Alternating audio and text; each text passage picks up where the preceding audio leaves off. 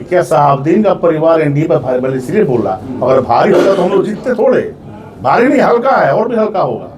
अभी तो आप जिताए हैं ना उसामा को, आगे देखिए होगा जी। क्या कहिएगा, जिस तरह से प्रचंड बहुमत मिला है बिहार में और सीवान में भी आप लोगों ने 7 सीट जीता है, इसको लेकर? देखिए, सबसे पहले मैं सीवान को प्रणाम करता हूँ और सीवान की जनता को प्रणाम करता हूँ जिन्होंने एनडीए का साथ दिया, नीतीश कुमार जी के विकास को चुना। और मैं अपने सभी जो जिला स्तर के नेता हैं उनको भी धन्यवाद, आभार व्यक्त करता हूँ, क्योंकि मेरे जिला अध्यक्ष बनने के बाद तुरंत प्रधानमंत्री मोदी जी का कार्यक्रम यहाँ पर लगा। उसके बाद हमने बहुत सारे कार्यक्रम किए। उसके बाद तुरंत 8 से 10 महीना मेरा जिला अध्यक्ष बनने, 8 महीने से 9 महीना हुआ था। उसके बाद मुझे बिहार विधानसभा चुनाव का भी यहाँ पर सीवान का देखना।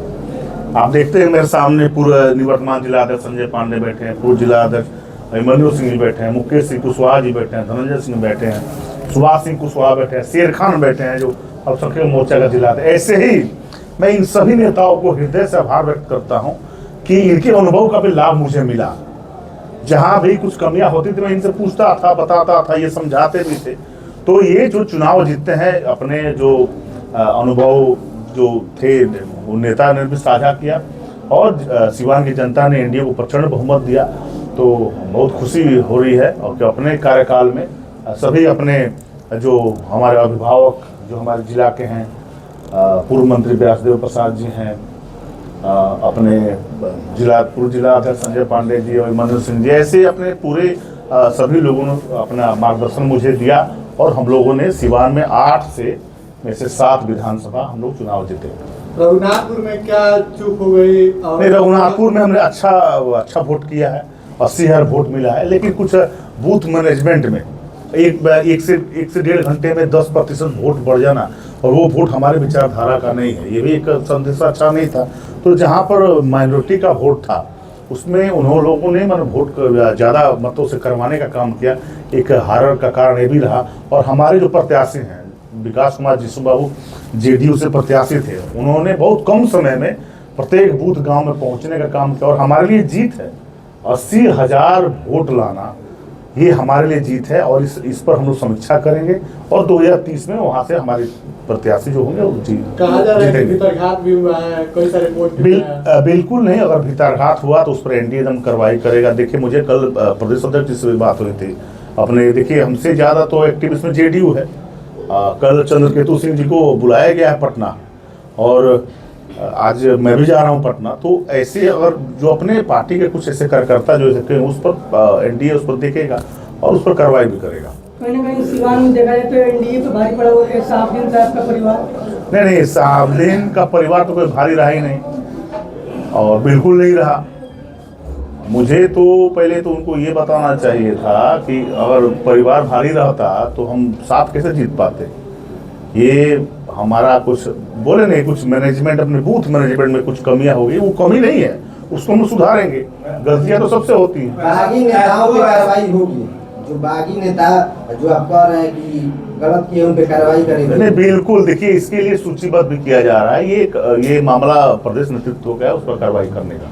सीवान जिले को उप मुख्यमंत्री मिलने जा रहा है, ऐसी खबरें आ रही हैं, कितना सच्चाई है और कितनी खुशी की बात है? देखिए, इसकी जानकारी तो मुझे नहीं है, लेकिन भारतीय जनता पार्टी का एक अदना सा कार्यकर्ता भी मुख्यमंत्री बन सकता है। क्या आप कहना चाह रहे हैं कि पूरा एनडीए केवल साहबदीन परिवार से लड़ता है?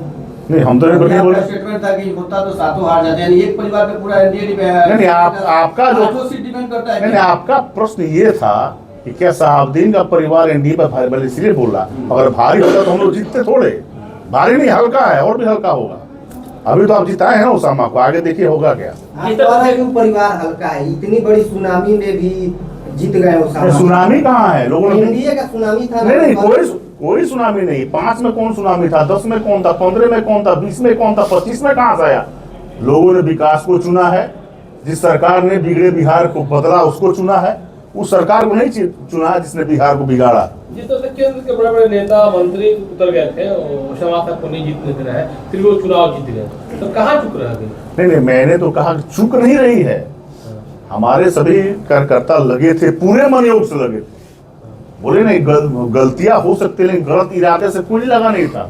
मेरे बूथ मैनेजमेंट में थोड़ी बहुत कमियां रह गई थी, उस कमियां को समीक्षा करके पूरा करें। जब 7 सीट पे आप लोग जीते हैं सीवान में, तो क्या लगता है विकास देखने को मिलेगी?